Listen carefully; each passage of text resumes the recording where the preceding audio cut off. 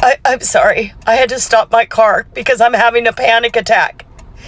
Donald Trump, in his speech, just declared war on America. What is happening? What is happening? I'm in the middle of a panic attack.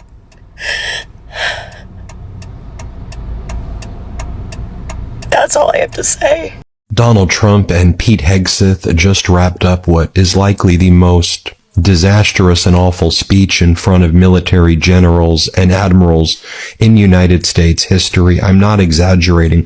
I'm just going to show you the receipts. You can see right there the military generals and admirals who were in the room who were forced to leave the bases where they were stationed across the world to listen to Donald Trump say that San Francisco, Chicago, New York, Los Angeles, they're the new war zones. It's a war from within. A major part of your mission is going to be invading these cities. This is what he says. Here, listen for yourself. Play this clip. What they've done to San Francisco, Chicago, New York, Los Angeles, they're very unsafe places, and we're going to straighten them out one by one.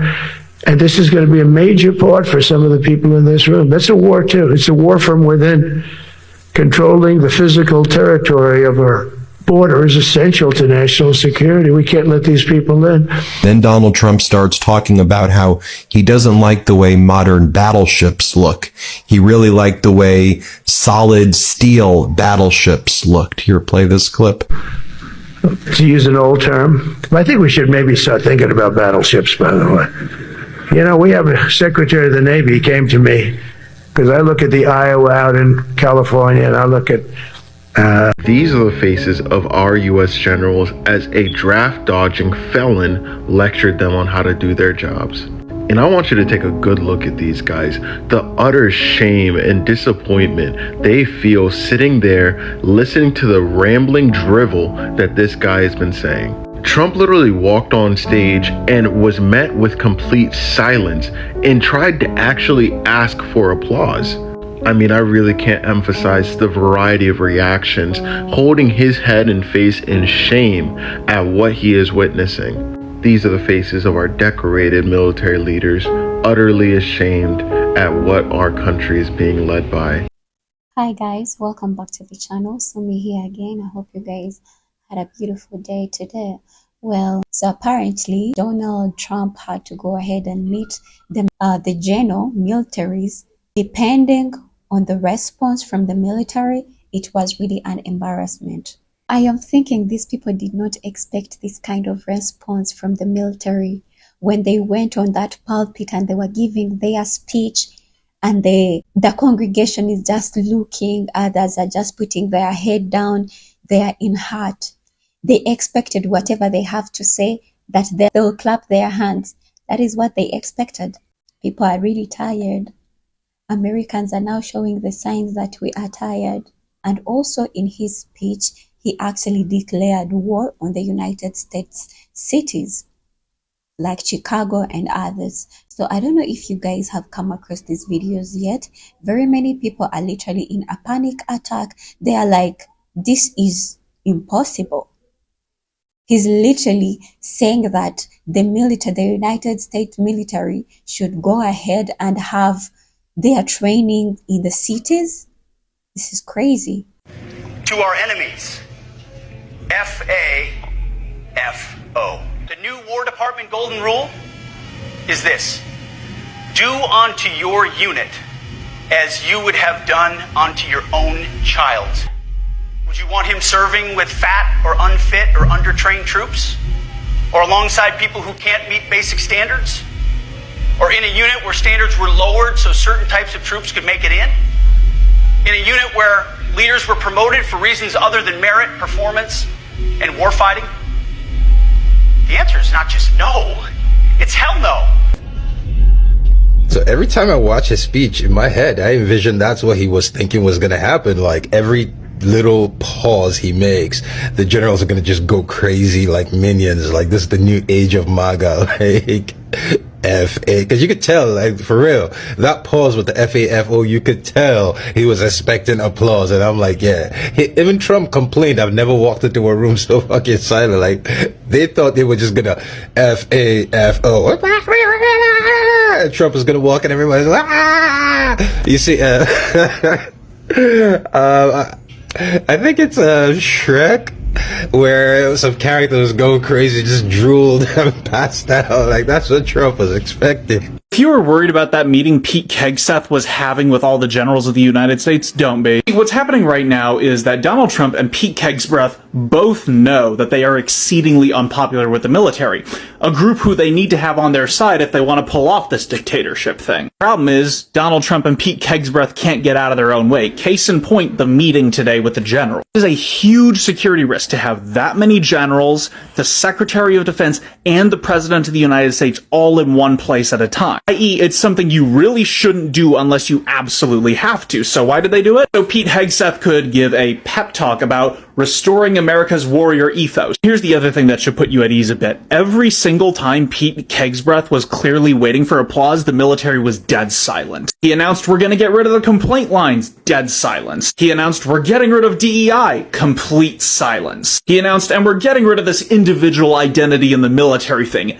Dead silence. Every single point that Hegseth made in this speech that he thought was gonna get him applause, dead silence. No approval. You can see about halfway through the speech that he realizes the longer he talks, the more he's making these men hate his guts. Donald Trump took the stage. No applause. No response to his speech. They stood there in silence and just let him rant. Why? Because the military already hates Donald Trump and Pete Hegseth. One has disrespected them countless times. The other is an inept idiot who has no military experience whatsoever. The military is like a giant fraternity. If you have never been in it, they are far less likely to listen to you. This is a sign that control is slipping because Trump and Hegseth know that they need the military support to pull off any of the things they want to do. They also know that their approval with the military is rapidly dropping the more things they do. So they're desperate to try and get them back on their side, but every speech they make just makes the military hate them more. Hell, they didn't even try to go for that weak loyalty oath stuff at today's meeting. Just like, hey, have this alpha male speech about manliness that Andrew Tate could have read. Do you like us yet? The answer was no. The answer was obviously no. Saving grace right now is that despite how badly Trump and his cronies want a dictatorship,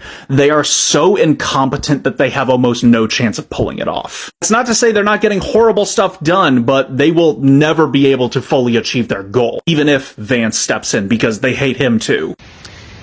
Trump is so desperate to use the U.S. military domestically. Because listen, today when he gave that speech to those military commanders, he said a few key things that he said before, but imagine the audience. So he tells them that they are responsible for fighting enemies, both foreign and domestic. And he emphasized domestic, and that led to him talking about the cities in America that are at war.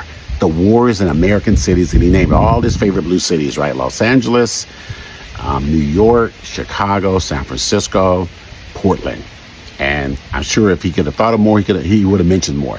Now, I've always said that one of his greatest regrets from his first term was that he did not get to use the military like a toy like he wants to do. And I don't mean drones. I mean he wants to use aircraft carriers, bombers, submarines, bombing runs, boots on the ground, tanks, the whole deal.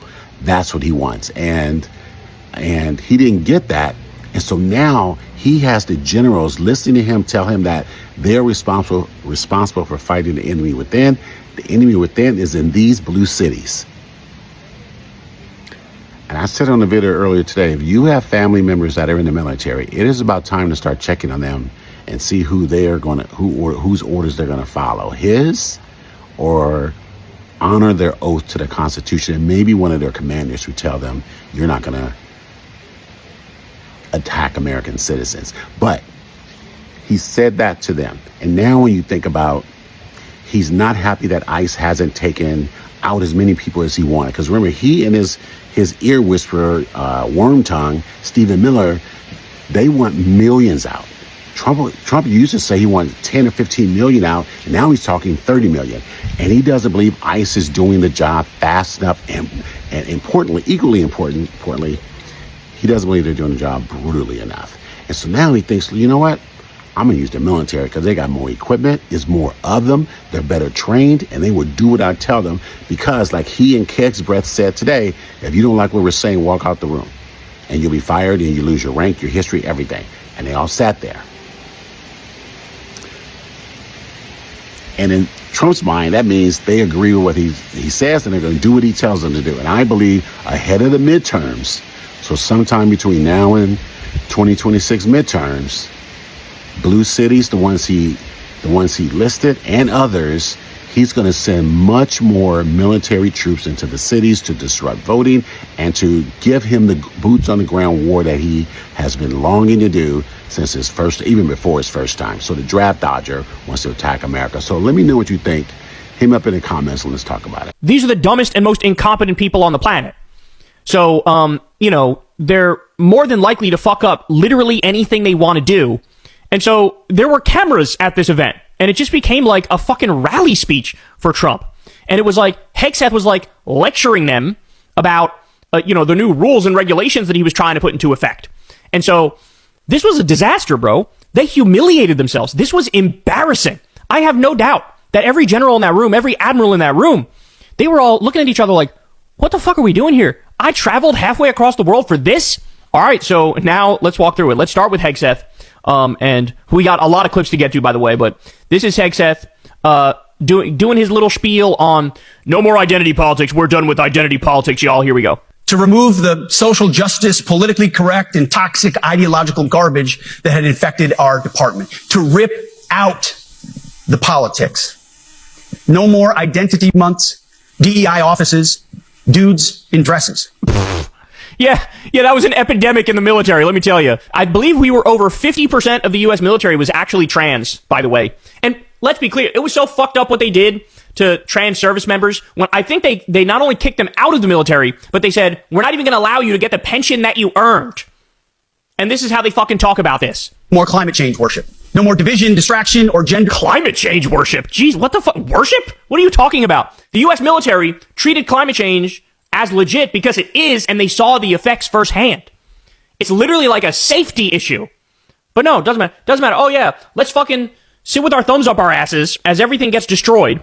And then you have a new refugee crisis of people coming to the U.S. Like, this is why the military would focus on it. Oh, geez, I can't with this guy. Delusions. No more debris. As I've said before, and will say again, we are done with that shit. You could tell he's like desperately looking for the approval of the audience, and the audience is simply not giving it to him. All right, more. And as history teaches us, the only people who actually deserve peace are those who are willing to wage war to defend it. That's why pacifism is so naive and dangerous. It ignores human nature and it ignores human history. Either you protect your people and your sovereignty, or you will be subservient to something or someone. It's a truth as old as time. In other words, war is peace, peace is war. So the more warmongering we are, the more that actually means we love peace. I mean, this is fucking comical. This is dark too. All right, let's continue. Here we go. Here's Hegseth talking about we're ending the war on warriors, and then referencing his own book that he wrote on that. Or as the chairman has put it, we are clearing out the debris, removing the distractions, clearing the way for leaders to be leaders. You might say we're ending the war on warriors. I heard someone wrote a book about that. Oh, this is hard to watch. You could hear a pin drop in that audience. Self-promotion at this event. Now, as Jonathan Chait points out, I read the book. It's a justification for war crimes and treating American liberals as a military target. And by the way, let's also be clear, most of the people in that room don't even know that this fucking asshole wrote a book. He does this whole thing, we're going to be manly again, bro. We're going to be manly again. We're going to do physical stuff again. That's what we're going to do. Meanwhile, he's the guy who had it ordered to put a fucking makeup station at the Department of Defense in his office. So are people going to wake up, or no? We're just going to act like this is all normal. This is just another day in America. Donald Trump is no different than any other president. Is that what we're going to do? He literally just summoned generals, the top leaders of the military, generals, admirals, all the top guys, summoned them, told them to leave their posts and come to Virginia so that he could talk to them.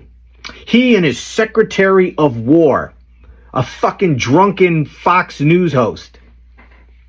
And in his little fucking speech to the generals, this demented old buffoon, Donald Trump, literally told the leaders of the military that he wants them to use American cities as training grounds for the military.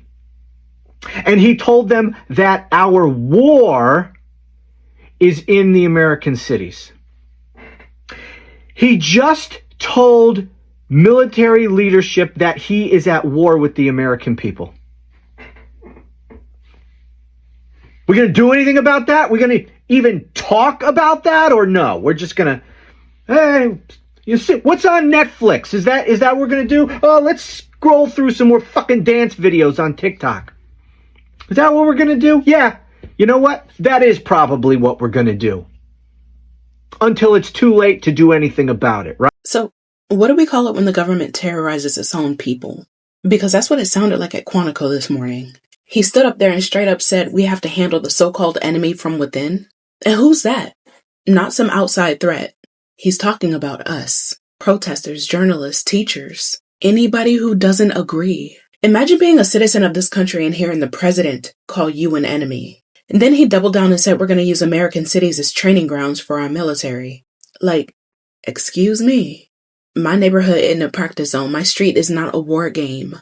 That's not defense, y'all. That is intimidation. And here's the part that kind of stuck with me. If you don't like what I'm saying, you can leave the room. But there goes your rank and there goes your future. He's giving mob boss. He doesn't want loyalty to the country. He wants loyalty to himself. And then there's that wild line that he said. There are 2 N-words and you can't use either of them. He threw nuclear war and racial slurs in the same sentence like it was supposed to be some sort of joke. That shit's not funny. It's dangerous and it tells you exactly what he values, which is nothing. But here's the scariest part. He's not hiding. He's saying it all on camera. Flags behind him, soldiers in uniform, people clapping under duress, maybe? None of this is normal. So yeah, what do we call it when the government terrorizes its own people? Because the legal definition of domestic terrorism is intimidation or violence used to push a political agenda. So tell me why this doesn't fit. So I'm sure everyone has heard all over the globe what is going on in America just in the last 48 hours. I'm very, very, very frightened at this point.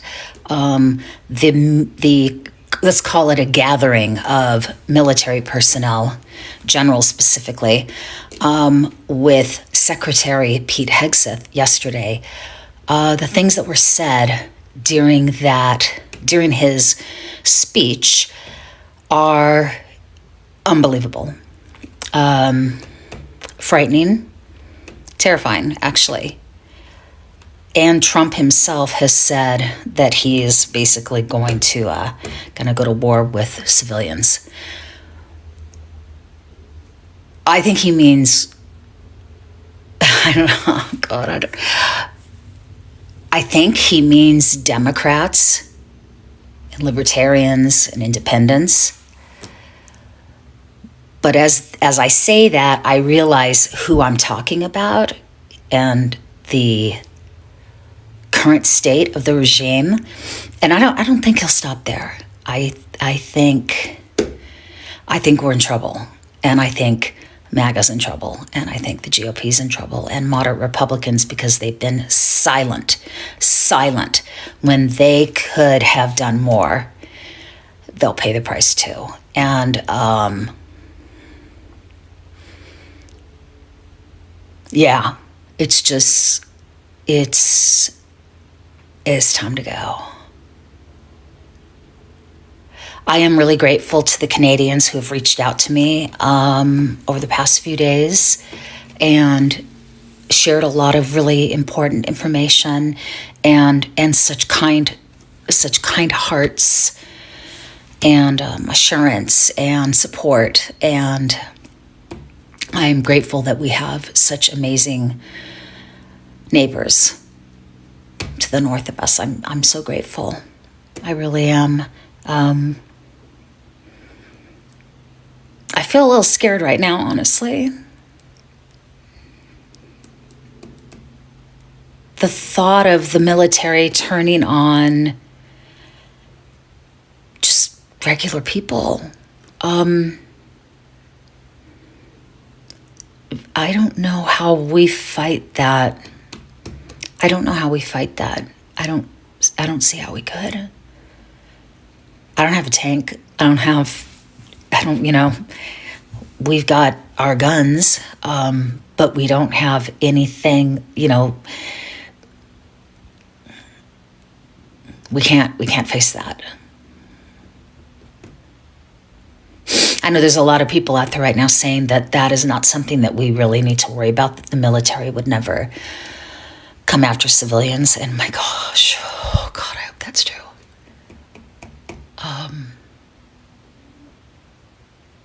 But there have been so many surprises since the regime took over. Things that I never ever thought I'd see or hear. And then you have the president declaring war on civilians, and you have the Secretary of Defense basically saying that he expects that of the military. He expects that of them. Okay, so Trump is declaring war on the American people. Trump is also stating that they're going to do irreversible damage when the government shutdown happens, just because they didn't get what they wanted. They're going to fire massive amounts of people. Please tell me how this is the best president for America. Please, because I don't understand. They did not expect this kind of response from the military. Maybe they expected every time they have to say something, the military had to clap and say, yes. And then when this guy came out and said FAFO to an enemy of MAGA, I think he thought the military will literally clap for him and be like, yes, you've actually made sense. They did not. They were not excited. They were not happy about their speech. And I'm thinking one of the reasons why they were not happy, they were not excited, it is because they know they were going to work for free. Since the government shut down, and therefore he's actually, they are telling them to go and start training on the streets of the cities like Chicago and all that stuff. The military was not happy about that. And I think they didn't expect this kind of response. Now, I think as you guys are literally still crying about the government shutting down, now he is literally showing you the reason why you should actually stay in your houses, why you should actually stay at home. Because tell me, if this man really sets the United States military to go and use the United States cities as their training grounds, is that safe? Is that really safe for the people of the United States? This is really, I just don't know how the United States is, you guys. I just don't know. I don't know what you guys think about this episode, because and that means we are going to have more criminals, more people are going to be thrown in jail, because of course some people are not going to accept this. As people are literally suffering to look for what to eat, as people suffer, as people are crying about tariffs, as people are crying about prices for the president, for him now, he is putting militaries in the cities. And then I'm sure one of the main reasons why these militaries were not excited about Trump's speech is because they know they are going to work for free. They know they were going to work for free, because if the government of the United States shut down, that means these people are going to be working for free, and they have nothing to do but to obey the laws. They are just destroying the country more and more, making even the country more dangerous. I don't know if America is really a safe place right now for the many people. I'm literally worried about Americans at this time. I know it's none of my business to honestly worry about a country that is not mine, but because of what is happening, I do have brothers and sisters that are there. I'm worried about their lives. Like for real, for real.